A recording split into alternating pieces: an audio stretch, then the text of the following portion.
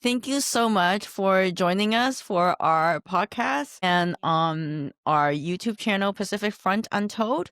So, Grace, I was reading your LinkedIn post and I was very fascinated about Mhm, your issues in North Koreans and your US chapter of Korean of All. mhm. So, can you tell me a bit about yourself and your US chapter? Oh, okay. Thank you so much. My name is Grace Choi. I'm a Korean resident, the second generation Korean resident in Japan, and I study in the US for the international relations, but specifically I focus research on the North Korea when I was in America.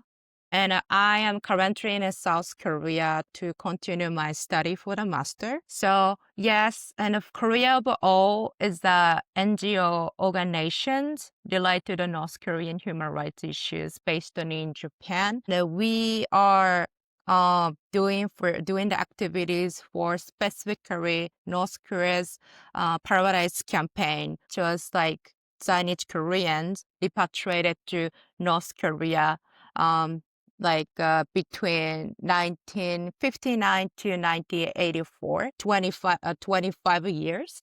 So yeah, our chapter, US chapter is very small right now, but we just started to spread our activity in the United States. Thank you. Yeah, and what first drew you personally to the issues of North Mm-hmm, Korean human rights and mm-hmm, specifically to the repatriation project mm-hmm. of the Japanese abductions? I have a three reasons. The first is like I met the Chondeon. It's a general association of a Korean resident in Japan. This is a like North Korea's proxy in Japan, and actually like they have their own like education like institution like a school like universities. Still like there are a certain number of the people like Zenit Korean go to the school and I met the one of friends there and I talked to them and their claim was kind of like our homeland is North Korea and like Kim families are like your benefactors, something like welcome in the Zenit Koreans. And that experience made me something like um, questions why specifically North Korea. So because I'm a Korean diaspora in Japan, and I think for Korean diaspora, it's kind of like a familiar situation. Even we come back to South Korea, like we are actually really like because of the language, also like a culture experiences. Like we are kind of like we tend to be isolated in the society even like in South Korea. So, and because, I am not older generation of the Zainichi Korean. My father come to, Japan and I'm like a new generation, like a newcomer of the Zainichi generations. And I know I that, see. yeah, Yeah. I know the issue, like, about North Korea. And why are you guys specifically like saying like North Korea as a our true homeland? That question made me that question did me like thinking about our homeland. And at the time, I met the like Eiko Kawasaki, the Hmm. president of the Korea overall, and like a founder of the Korea overall. And her story gave me the answer for the question, like, North Korea is not our homeland because she repatriated to North Korea and she saw the reality there.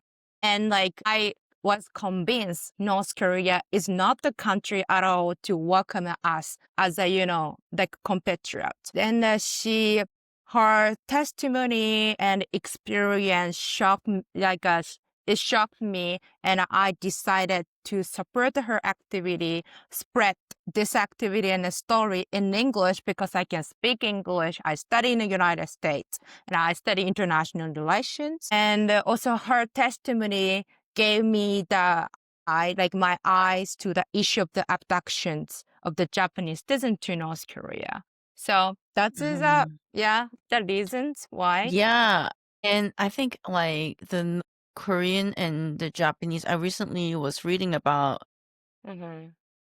Japan and Korea, when Korea was a one country, they were getting along fine until the Meiji Restoration, when Japan went in their Western suit and started making demands of Korea. Mhm. So this kind of issue, I think, goes back like a century, right? Yeah. Yeah. And since you have been appointed head of the Mhm. US chapter of Korean of All, what does this role mean to you personally, and what do you hope to achieve in this first year? Thank you. That's a great question. So, first, like, I feel like something gratitude, but I also feel like a responsibility for these positions. I am honored to be considered this role, but I am still like involved in these activities, like just I think around a year, like over a year, but still like yeah, I think 1 year, 2 years I'm involved in these activities, and I was in the U.S. for a while, and I was focused on studying. So actually, like under the guideline about NGO, that each of the head has to be the like defector. So I am not the defector, North Korean defector, but they yeah, I appreciate they consider me as the head of the NGO. Yeah, our NGO. And my appointment, official appointment, will be, I think, like next year, but still under the review. So under this, situation, this in the process, yeah, I have many things I need to learn about this history, also our activities, legal actions to the North Korea, and the Jeongkyeon, the General Association Korean Resident Japan. Yeah, I feel like gratitude, I also responsibility about these positions. Also, I want something more, raise the awareness about this history to the Westerners, like English speaking audiences. And first my year, yes, I hope to raise, like again, I hope to more raise awareness of this history, and also bridge the initiative between Japan, South Korea, and the United States and the international community. Cool. And for listeners who may not be familiar with Return to the Fatherland program promised to ethnic Koreans in Japan, what actually happened to the roughly 93,000 people who went? Mhm. So, um, North Korea's Paradise Campaign, yeah, which is a repatriation project, but this name is given by United Nations officially. So it all began with a lie. North Korea is a paradise on Earth. It was conducted between 1959 to 1984, which I presented earlier. North Korea's Paradise Campaign was a project from 1959 to the 1984 that sent about yeah, I was like express like over 93,000, but about like 100,000 Korean resident in Japan and their Japanese family members to North Korea. So North Korea promised a better life, but many people faced the discrimination and the human rights abuses there. So I don't know how to do this. Yes, There you go. stakeholders. Yes, is the like there is the like a, there are the six stakeholders to conduct this project. First is a North Korean government, and North Korean government and Japanese government had the agreement about this repatriation project. This like a North Korea's Paradise Campaign, and International Red Cross and Japanese Red Cross, North Korean Red Cross. And as I mentioned before, as like one of my reason that Chongdeon, one of the reason why I was interested in North Korea, which was Chongdeon, the General Association of Korean Resident in Japan. So the promise was like there, yeah, multiple promises for the project, but I can give you three like main promises for the project. First was like the free choice of the jobs. Like Zainichi Koreans were told they can work in any profession they hope for. And two was like a second was like a free education and health care. like you can have education fully, and their promise is they can have the abundant healthcare, good quality of the healthcare. And last one was no taxes. So as a result, of the like a family, children actually decided to participate in the return this project, because like for the context of the era at the time. So Danish Koreans are more like a minority and limited to the educational opportunity and the jobs in Japan. That's why they were so fascinated.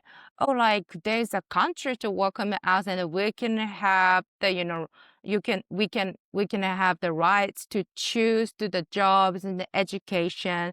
That's why many parents wanted their children to have a good education and a good also the promised future. They decided to participate in this project. And also this is the fact, according to the research, near half of those sent to North Korea were minors, like around teenagers, accounting for about 43% of the all participants. Also, at the time, as I mentioned, a Cheongryun has the school, across Japan, and during at the time, Cheongryun promoted to this project to the Korean schools. That's why many young people participate in this campaign. So motivations of North Korea was to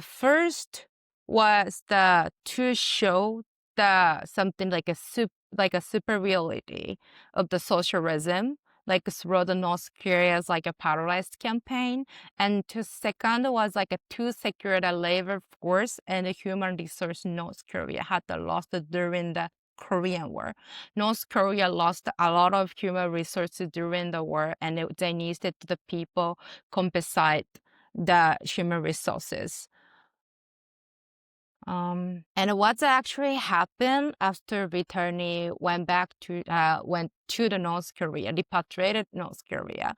So after arriving in North Korea, many Koreans, as the Koreans in Japan, suffer very severe discrimination.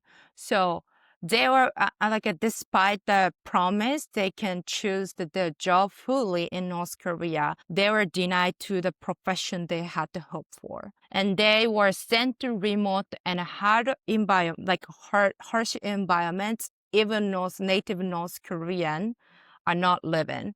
So also some were imprisoned in the labor camps, because why they were they were placed in the lowest social class in the North Korean society and facing ongoing persecution and restrictions, because the main reason is they had to live in the democratic society. They experienced a democracy and the capitalism, which was recognized as the anti a Kim regime. That the reason made them to be located in the lowest social class in North Korea. So North Korea's actually paradise campaign and the human rights violations is closely linked. This is a kind of how to say, it's not, of course it's addressed, and this issue is addressed in the human rights topic for North Korea, but I feel still small discussion about this. But I can say North Korea's paradise campaign are very linked, is the very linked towards the human rights violation in North Korea. So North Korea's human rights issue can be categorized within the three field. First is the political prison camp, the labor camp. So, the education, the people to for the following the regime. So when the political prison was established, it was the Kim Il Sung era, the first Kim, and established, and the Koreans residing in Japan were actually largest group to be interned because they know the democracy and the capitalism. They had the critical lenses to the North Korea's domestic situation. That's why they are mainly to sent to the political prison camp. And second is a Songbun system. It is a caste system in North Korea. As I mentioned earlier, they were classified as belonging to the lower social status in North Korea and had the strict restriction and discrimination. Also public executions. So returnees were often subject to the baseless accusations and including like being labeled as a spies.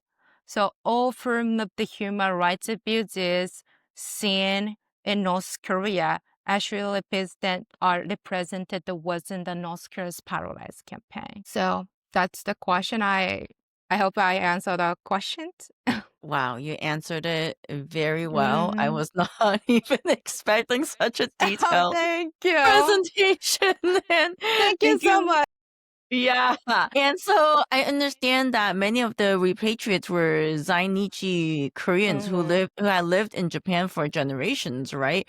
And so why do you think this tragedy is still relatively unknown in the West compared to other Cold War Mhm. era human rights issues? And also, for people who don't understand what Zainichi Koreans are, can you explain that term? Chinese Korean, the term. Yes. The terminology means like Chinese Korean is the Koreans or their descendants live in Japan like during the Japanese colonial era. But actually, under the term of the Chinese Koreans, as I mentioned, I'm a newcomer generation of the Chinese Koreans. But we right now it's like we like oh yeah, like we categorize two people. The first is the old comer generation. These repatriates the returnees to North Korea was like an old comer generation, and like me, like those immigrated to Japan after the like mainly war, like a job or personal circumstances are called newcomer generation. Yeah, I am categorized as a newcomer generation. Like many people like think Chinese Koreans is kind of like only like a Koreans at the time in the history context, but Chinese Koreans right now has a variety of the definition and type, and our background relationship with Japanese government circumstances are actually different depend on the each circumstances.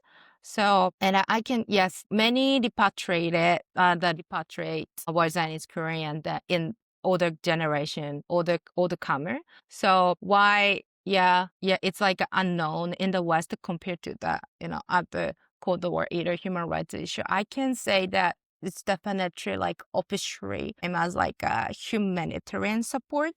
It started as a humanitarian support. From the outside perspective, the like a correlation, like nature is not apparent. So Japanese government and the Red Cross were involved. And both Japan and North Korea also right now remain silence and being attempt I don't want to say raise a history, but it's kind of tendency to raise a history itself. And also North Korea's like surveillance, like a strict surveillance and control and persecution also made the history to be revealed. So actually among the returnees of this, return project, less than the 1% of the Koreans and their descendants were able to defect from North Korea. Escaping is actually like requires a lot of efforts, money, connections. It's actually like a defection. North Korean defection is kind of like a privilege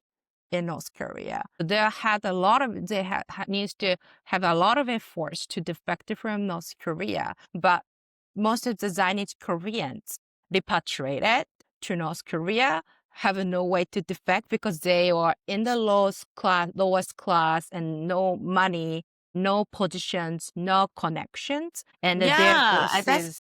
that is so interesting because I was watching some North Korean Uh-huh. defectors on YouTube, and a lot of the Uh-huh. North Korean defectors were like related to Kim Song Un, or like they have cars, Mm-hmm. and they were saying that, oh yeah, life was pretty good back in North Korea Mm-hmm. too because we had servants. So okay, Yeah. yeah, I didn't realize that. But you noticed a good point. Actually, yeah, I can actually discuss this like a matter more deeply later. Like escaping so hard, and like more like a privileged elite have a tendency to escape from North Korea.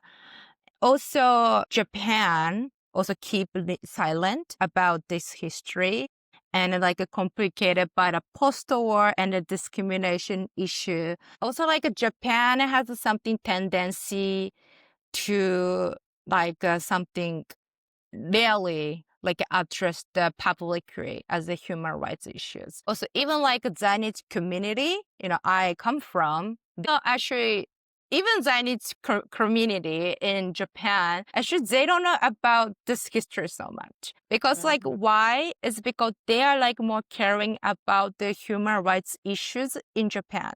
So they are kind of working for more like their rights, like, abundance, kind of like develop their rights in domestic Japan. Also, as I mentioned about the General Association of Korean, like a resident in Japan, we have a two organization in Japan, like South Korean Proxy and a North Korean Proxy. And like we have a deep political divisions too. It's really hard, hard for us to unite against this issue as well. Also, for America, at the time, in the context of the Cold War, they are very like anti-Soviet, anti-communism, and like they have the something like maybe like a simplified like a communism. Like they think like poor people are like something communist. They like U.S. like believe that something like Zainichi Koreans is a poor people and something like they're communist, and that they thought like a Zainichi Korean would be better to go back to North Korea because North Korea is a socialist country. Also, like that's why like America like something like remains silent about this project. Europe and the international community, Germany and Soviet Union, they knew about this project. Like Europe was also struggling, post-war recovery, and they paid a lot of attention to it. And so like I believe like international community itself has a something tendency to be interesting, like more refugees, like escape from like escape like something across the borders. But for the Zainichi Korean, as I mentioned, like it started as a humanitarian effort, and they had the will to go back to the North Korea. So that's why like it's made something like hard to like people, Westerners, being interested in this project. Also, North Korea is so highly class society, and as I say, East Korean oppressed in the among the North Korean society, and information is very limited for the Westerners to know the inside of North Korea, and which made something Western media and academia took long time to recognize this issue and relatively unknown internationally. Yeah, I think so. So there are still so many survivors and descendants of Hmm. this program living in North Korea today. So what is Korea of All doing to document their stories and seek redress? Yes, I also prepared for the PowerPoint. Go ahead. Okay. Yeah, sure. Okay, so NGO Korea Bowl, we were established on the November 14th, 2014, like a KOA. We call the KOA, yes, which is the stand for the Korea Bowl, and a human rights organization focused on North Korea. Like following the release of the UN Commission, like of the inquiry, like a report regarding the DPRK regarding North Korea on the February 17th, like 2014. It was like the first time they recognized human rights violation against Korean residents in Japan who are sent to North Korea through this Paradise campaign. And Korea KOA started legal action to hold North Korea and the Pyongyang accountable for their systematic human rights crimes. So our missions is actually have three fields. The first is a legal accountability and investigation and public awareness activities. Okay, next. So legal accountability efforts by us, actually, this is a kind of like distinguish from the many NGO, NKNGO doing, where like more like seeking for the actual and a specific solution for the human rights issue in North Korea. So we're actively pursuing the legal accountability of the North Korean regime. So like we submit a petition for human rights relief to Japan Federation Bar Association. It's the association of the Japanese attorneys. So requesting the 6 key holders, which I mentioned earlier, and be held accountable for their involvement in the repatriation campaign. And legal action is even now currently underway with the Kim Jong-un named as the defendant. So, and the court, of course, corrected this role. The process serve as a critical documentation and judicial evidence of today's human rights violation. Also, we support for the separated families. So many families still remain, like whether, how the family living in North Korea. So we are working to restore communication, including letter exchange, which we did a campaign this year, the letter exchange, and to remote registration that protects support separated family. Also, we support the Memory Park initiatives. So KOA is committed to ensuring this history is like a remember and share with the future generations through the creation of the Memorial Park. So especially we are trying to make the Memorial Park in the Niigata's, the Widow Street, which is called Yanagi Street. Actually, this was the street like the repatriation campaign was conducted, and a place close to tied to this history is the one of the primary like candidate sites. And we want something like as the U.S. engagement our activities. So advancing legal accountability requires something corporations from Japan, United States, and South Korea. And a U.S. Partnership is essential to passing the legislation to support the separated families. For example, recently, legislatives in America introduced the Korean American Divided Family National Registry Act. Among the Korean Americans, also they're about 100,000 Korean Americans with family tie. Korean Americans or Americans with family ties in North Korea, and they have been separated from the Korean War, and this act support the family to reunite with their relative family in North Korea. So like this, we can cooperate and coordinate to support the separate families beyond the sorrowful history.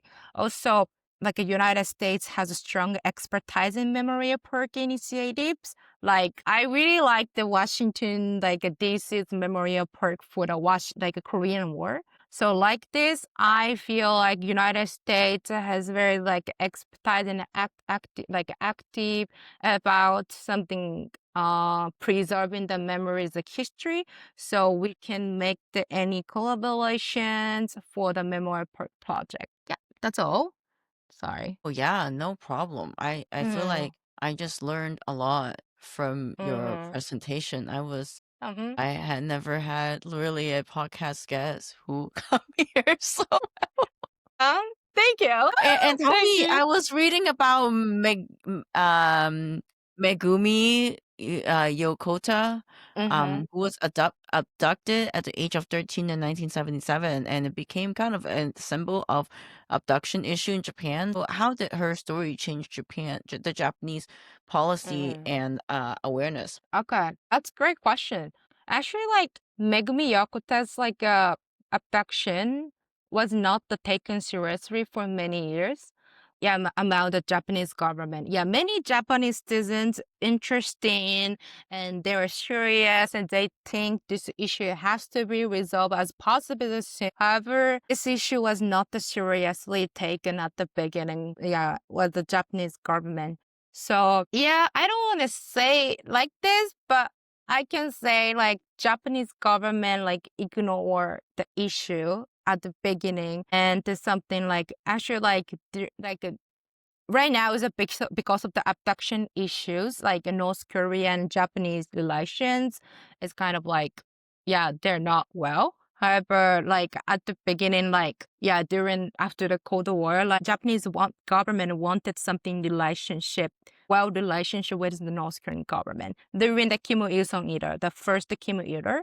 So yeah, that's why yeah, Japan had something economic interest with North Korea, and at the time there's still like strong influence of the Soviet Union. So Japanese government more interested in that those interested in the such a benefit in the after the Cold War like context.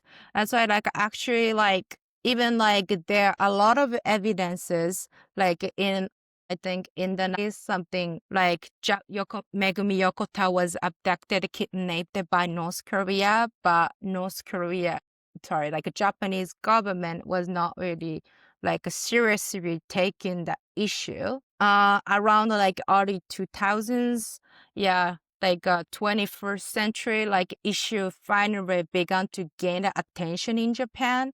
The arrest of a Korean, the person who was involved with the abductions brought the critical testimony in North Korea. North Korea, no, in South Korea. Also, former NK spy Kim Hyunin, earlier statement in the 90s that Yokota Megumi had to become the teacher in North Korea. So many evidence was collected and finally, when the 21st century started, Japanese government seriously took the issues. But despite a lot of evidence in the 1980s, in the 90s, Japanese government was not seriously taking these issues. So I believe that if Japanese government more took the responsibility this issue earlier, I think the result was different. And even now, yeah, abduction issue is a discussed inside of Japan, but more than you think that it's not widely discussed within Japanese society. Yeah, Mm. I was recently also reading that North Korea is very involved with like pharmaceutical companies and also in Hyundai. Mhm. And Mhm. yeah, I was pretty surprised about that. So, it, North Korea admitted in 2002 to abducting 13 Japanese citizens, but Japan believes that the real number is much higher, right? Mhm. And is there any evidence? Actually, yeah, Japan, think more than 800 people are still suspected to the missing to the North Korea. However, like there is no specific evidence or conclusive evidence existed. Yeah, so yeah, we suspected, but we are not the concluding like they are abducted by North Korean government. Interesting. Mm. Yeah. And so, in your view, why has international community not applied more pressure on Pyongyang to fully resolve this abduction issue? So first, I mentioned like, Japanese government message on the abduction issues in Japan and international society is kind of like inconsistent. Not something same message or something like yeah, it's not something like yeah same message to the domestic and international audience. So I believe that the Japanese government has a potential to raise this issue with the international community, but its efforts are limited compared to the domestic awareness. So also many citizens, Japanese citizens, as I mentioned, like recognize this problem as a serious and it needs to solution. Yet I feel that the government like action is slow and insufficient in covering the issue globally. Under the like new administrations in Japan, like a new cabinet, I recognize that the new Prime Minister Sanae Takaichi is like taking this issue seriously, and she met the family of the abductees, and I hope she will do more like raise international awareness of this matter. Also, like the United States and Japan, I hope like more will cooperate like seriously to resolve this issue too. Under the Trump administration, the first Trump administration, like yeah, they address these issues, like abduction issues, to the diplomacy with North Korea. So like this, I hope Trump administration treated this issue as a part of the negotiation with North Korea. And yeah, I hope like current U.S. administration and the Takaichi cabinet should will work closely together And on you've it. said that like North Korea, understanding North Korea requires looking beyond politics and security to Mhm. like its ideology. So can you walk us through the core pillars of Juche? Mm. And what is the Juche and how do they justify like total Mhm. control then? And what is Juche? Okay, thank you. So I can explain what's the PowerPoint. Currents, right? So I actually published like a thesis papers during like my university years. So I can say that the understanding North Korea required like a looking beyond politics and security to examine ideology, propaganda, and the belief system, which are essential to how the regime function. The first, Chuche actually means the self-reliance in English. So core elements of the Chuche ideology is the first is a self-reliance and independence. Also, Chuche advocates independence in politics, economy, defense, and ideology. And also in the North Korean constitution, there is specific mention about this. And this actually provides the ideological justification for avoiding the external influence. And the second is a self-leader centered ideology. At the core of the Juche is absolute authority of the leader. Like a person, the definition of the person, like it has to be can be the part of the history, but live as an active subject and acknowledge as a fully human only when they submit to the authority of the Red Kim, like authority of the Kim family. Under Chuche, the thoughts of the leader are regarded as the thoughts of the people, and the individual becomes subject only by obeying the Kim family. So how do the element justify total control over society? Absolute obedience as a definition, absolute obedience is actually a definition of the humanity in North Korea. So Chuche claims that the person become fully human only following the leader. Actually, like North Korean ideology is like a human centristic. However, this is kind of contradicted wasn't the North Korean ideology. Like you can participating in the society, you can participate in the history, uh, uh, but you are not recognized as a human being if you are not obeying the Kim family. So obedience become the measure of the morality. So like dissent is immoral, opposition is not arbitrary, not allowed, and repression is justified.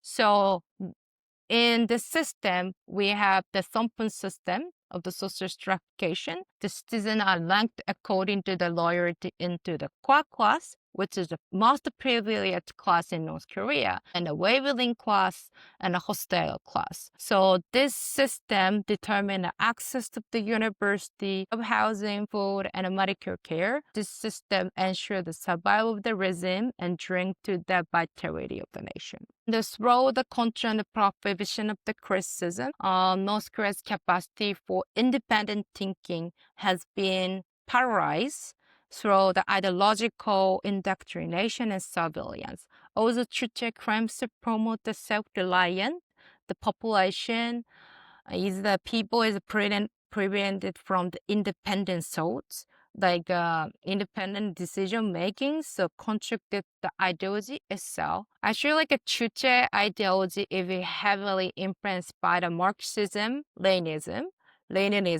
which like provides the basis for the Kim Il-sung obsession with the power and justify the absolute of the Kim family. So in the context of the Marxism, like Leninism, like revolution is a sin as a moral. So like this, in case of the Juche, like revolution means against the Japanese Koreanism. So if you are not joining the revolution against Japan in Juche, you are considered like, as a worthless. So if you stand outside of the Korean Revolution against Japan, Juche reject the U.S. spirituality and the full will. So in practice, this has allowed the regime to suppress the people who are inconvenient for the regime, which means like eliminating the opponent, and it justified, this hierarchical system, the hierarchical control over society. This is why like North Korea has kept its hierarchical system, and the Zainichi Korean were ranked as a low class because they were born in Japan, experienced capitalism, and were therefore considered to be against the Kim Revolution. That's all. And how has the Songbun caste system really held the North Koreans back today? Even those who who have managed to escape. And earlier we were chatting about how the people who have escaped or like basically are from higher caste anyway, right? Yeah.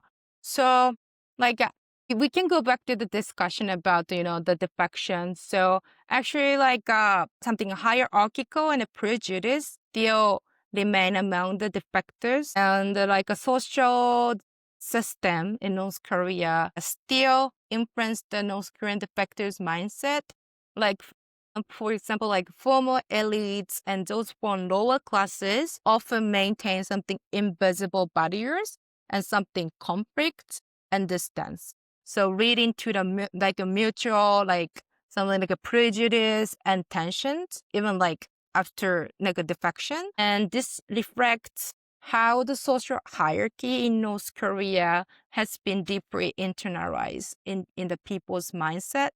So lower class individual, like as I mentioned, had a huge opportunity to travel and even escape while in North Korea in like successful like defections there. That's why about elite people has more tendency to like travel, escape, and they're kind of used to like connect with the people. As a result, something like after defection, like people from the lower classes, something like they lack the confidence and remain like isolated and even like a defectors communities. So and yeah, and like they have something like structural like traumas they experience in North Korean society.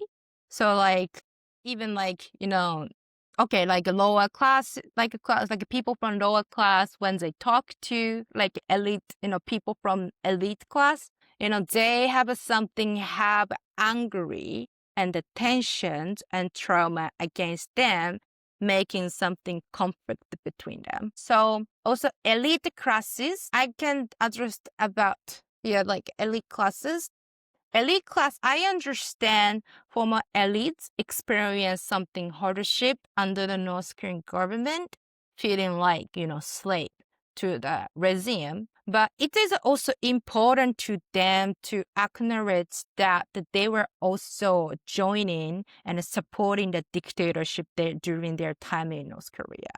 So actually, also like I can say like testimonies and interviews often like prioritize the accounts of the elites. Like you mentioned, like you more like see the articles like of the elites, like when they're in North Korea, what they were doing when they're in North Korean government. But my perspective is that even elites also have a remit to access all information of the regime. That's why like the information they provide is often like less than, one expected. Also like the North Korean caste Yeah, and system. I heard that Mm-hmm. even the elites, they don't get that much freedom, and then Mm-hmm. like the elite's life. I think that one of the elite who went to South Korea, I don't Mm-hmm. think she's now working in like a prestigious job in South Korea, but she said that she is more free Mm-hmm. in terms of like what clothes she can wear, and then her life is Mm-hmm. better even as a non-elite. Yeah, it's happened too. So, but also like in like a North Korean caste system, like, what is a promotion, like advancement of the your social like mobilization is just simple, just demonstrating the loyalty to the leader, the Kim regime.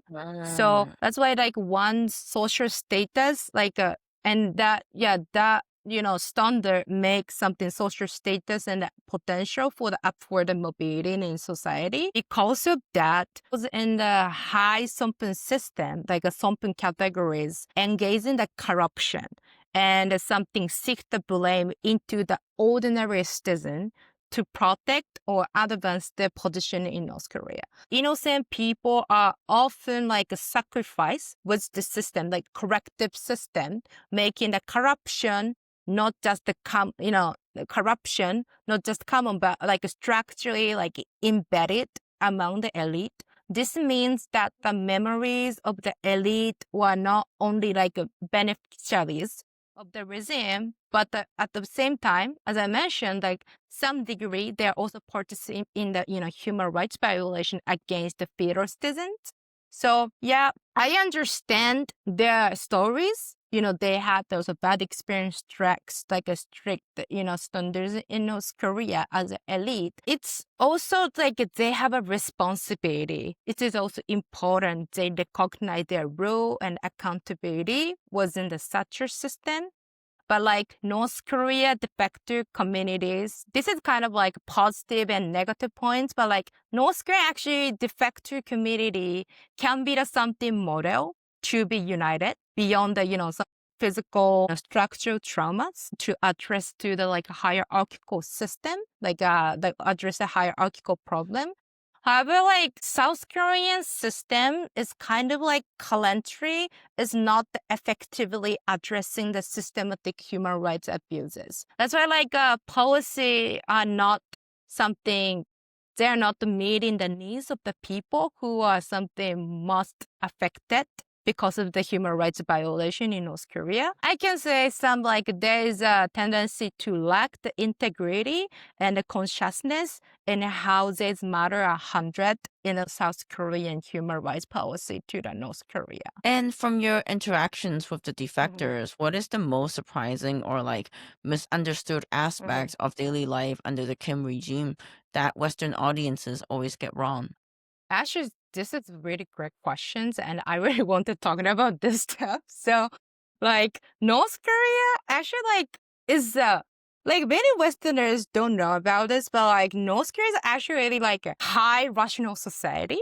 Like people believe something like corruption was the North Korean regime, like the ending of the Kim regime is a critical issue, like a critical agenda, and like people think North Korean citizens should, stand against this regime, stupid regime. However, like, I can say this is really difficult in practice. Because as I mentioned, like Songbun system, even like a defector community, they're so hard to unite because of their experience, in North Korea when they were in North Korea. So this Songbun system actually prevents the people from the uniting. So you can think like critical like this. Why North Korea can maintain this system, dictator system over 70 years without, a revolution? is because not only because of the information control, but it is also result of the careful, very calculated management of the people living there. So like Western people will see the North Korea as like irrational or reckless, but the country is actually like highly rational and strategically organized society. As a vision, like in defector community, even the defector community, there's some divisions and influence of the system. But you can imagine this division on the scale of the North Korean's entire population, around 26 million people. Social division is deeply enriched, deeply embedded, and extremely difficult to overcome. Strict controlled information reinforces also these divisions and making the collective unity even more challenging. And earlier you were talking about the first Trump administration and how receptive have U.S. policymakers been so far to your message, especially under the like in 2025. Yeah, this is a good question too. I actually have experience in Washington D.C. So as an aspiring a specialist, I have come to understand how it is difficult to ensure the real voices reflecting the policy making. So when I was in Washington D.C., I saw the first hand that the decision making often relies heavily on academic research, policy papers, and official documents. Like without something documented evidence, like experience on the voices of those directly affected, a struggle to be addressed and incorporated into the policy. So actually, even I have experience with talking to some experts. Some experts, even they don't understand, they don't fully recognize even something like a significant difference between China and North Korea. Often something oversimplifying both nation as something merely communist states. However, of course, China and North Korea has aligned something interest in certain areas, but Pyongyang does not fully trust the Beijing as well. So yeah, according to this, actually North Korea acts according to its own interest, not simply as an extension of China. Interesting. And so you're building a trilingual bridge, right? Korean, Japanese, and English. And so what unique challenges do you face in getting South Korean, Japanese, and American stakeholders to work together on North Korean human rights? Yeah, actually, it's really hard. It's really hard because of historical perceptions and a whole and policy differences among the three nations. So the first, South Korea. So South Korea's approach toward North Korea has difference, very different dependent administrations. So the conservative administration, they generally emphasize the North Korean human rights and something make the opposition to the Pyongyang regime as a firm national stance. However, their advocacy is often more appear political message, not focusing more on something more than sharing and healing for the victims. That's why something like this, strategy makes something like the result, something progress on the human rights issue may remain something superficial. So the liberal administrations is they more prioritize the stability on the Korean Peninsula. So they tend to avoid a policy that might provoke North Korea. So believing that the engagement cooperation are more likely to making the long-term peace. But this strategy something make the misunderstanding among South Korean people or liberal administration are overly accommodating the North Korea and kind of diffuse deep political division was in South Korea. So Japan is kind of yeah, as I mentioned, they have tendency to avoid the responsibility for the history and the human rights agendas. It makes kind of like, yeah, and as I mentioned, even abduction problems, like they are not waiting, like making our, I mean, they are trying to, but more than I think, they are kind of like passive to address the human rights issues about North Korea. And the United States is kind of like, they have their own concept about democracy, freedom, and human rights, which is great. However, like by prioritizing their own like interest, like a concept, they have a tendency to overlook something like reality tensions in the East Asia. Even like, Right. Japan, Yep. South Korea has, so much dispute about history. Honestly, like United States don't take these tensions as seriously. So that's why like I I hope, mean, but if you look at yeah. it historically too, Teddy Roosevelt won a Nobel Peace Prize giving Korea to Mm-hmm, Japan, mm-hmm, 1904. So, of course, they don't really care about it seriously, right? And mm-hmm. at the time when they handed Korea to Japan, they were Yeah. saying that the Japanese are like the Yankees of the East. So, Mm-hmm. so then there's like this kind of, I want to say like hierarchy of Asians in that sense, right?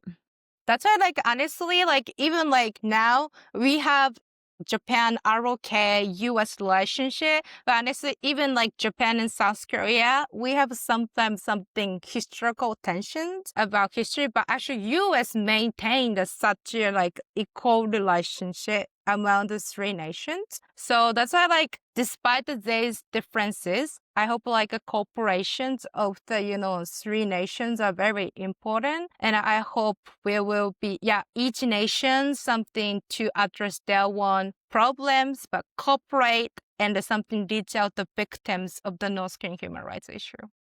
Cool. And many of the victims that you advocate for, like in the Zainichi Repatriate program, Mm, abducted Japanese citizens and or divided Korean mhm, Japanese families are in many ways victims of the Cold War realpolitik. mm, So, how do you see these stories fit into the larger narrative of 20th century atrocities in the Asia mhm. Pacific region? Yeah, I can see that this problem is not only that something historical agenda, but something like agenda of the history and the future. So yes, questions like carry the historical sensibility was a significant different the interpretations depend on the national and regional perspectives. So those victims experience, yeah, um, as an adversary, like something that result of Cold War,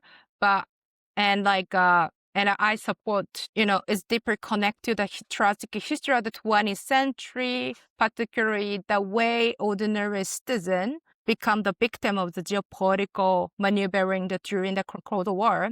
As I mentioned, like the past, present, and future. At the same time, the experience should not be defined as something historical narrative alone. Those victims is still under now, those currently suffering human rights violation. So the voice of the victims I advocate are not mean to something be placed into the particular political framework or historical narrative. They must be understood through the lens of how we protect the human rights of the people who are suffering even right now. So these cases share the important element with the tragic experience of the civilians who become the victims of the Cold War politics. Also, our mission is not to merely judge the past, but ensure these injustices are recognized, that we don't allow this to be repeated. So for the future, I can say this history can be the storyteller, like a sound, like a something alarming for the future. So that's why I approach the issue through the following that principle. First is like a state who are most responsibility is to safeguard the safety and dignity of its own people. and human rights must never compromise. Human dignity never be compromised. And regardless of a shifting, changing the political circumstances. And I believe like a true measure of the nations lies in the how it protects those who are most victimized and most weak. And I strongly believe that this perspective provides the most constructive foundation for the international community to work together addressing the North Korean human rights issue, not only the historical lesson, but urgent humanitarian issue. And do you think that Japan and South Korea bear any historical responsibility for what had happened to the repatriates? Or was it purely deception by North Korea and the General Association of Korean Mhm. residents in Japan? At the time, South Korea strongly opposed this North Korea's terrorist campaign. However, like U.S. strategy at the time was like something like more interesting, strengthen like U.S.-Japan alliance. So it's kind of like influenced the situation of South Korea. Like anti-dynamics was strong and an external power, like including the U.S. kind of intervened the Korean politics, and South Korea faced a lot of like instability and many things was going on. So yeah, in the historical lens, South Korea doesn't have a responsibility, but I can say Japan definitely bear the historical responsibility because Japan is one of the stakeholders to involve in this issue. But Yeah. as a presence, today, like Japan and South Korea has a responsibility to resolve this issue, and this issue I hope to be something future oriented and something, I hope we work together for the victims, still their voices are silenced. And what gives you hope one day that the victims that you represent will see truth, accountability, and maybe even reunion with their families? Actually, like, this is a very great question too. And what I'm a Christian, so like actually like a faith is kind of like my foundation for like seeing the, because I can't guarantee all problems can be like resolved, because I am not a God. I am not something like a prophet or something. But for me as a Christian, something like Jesus' teaching was kind of like, it was not something imposing the people, but like I was told that kind of like I need to share the suffering of a people and something speak out against the injustices, like injustices both as silence. So as I mentioned, I can't promise all injustices will be fully resolved, but I know I am called to stand against injustices like on behalf of my people. I feel this is my mission. But I also I support like a reunification of the Korean Peninsula. It's because I saw that a lot of injustices and tragic circumstances among Korean diaspora. So why I hope to, reunification of the Korean Peninsula will be happen is because I hope all Koreans will restore our nation and pride. And I want to make something like my divided homeland, something like will be home for the Korean diaspora. So this is actually my dream too. This is my mission and dream. And I really long for the day when we can welcome our compatriots back as a family to our rightful homeland. Of course, I can't guarantee any of the, injustices and circumstances, but I hope my best as possible as I can for restore justice and our land and our identity for Korea. Yeah, that's definitely very powerful. And Mhm. if listeners want to help, whether through Mhm. awareness, donations, or political pressure, what are the most effective things they can do right now? Actually, like we're doing the 1 minute a day campaign. So like this is not difficult. Like we ask you to dedicate your 1 minute of your day to help something advance or resolution of the North Korean human rights issue. example is you can check the news like YouTube. I have a YouTube channel. You can watch my YouTube channel and social media of the information about North Korea. Also, this North Korea's Paradise campaign. Also, you can share this history with your friends, families, and any other, others. And you can join the events, participate as a volunteer. You can donate, you can support the organizations, through the donations. I think small action can be the foundation of the solutions for the human rights issue in North Korea. Also, actually, like our president, um, she wrote the book.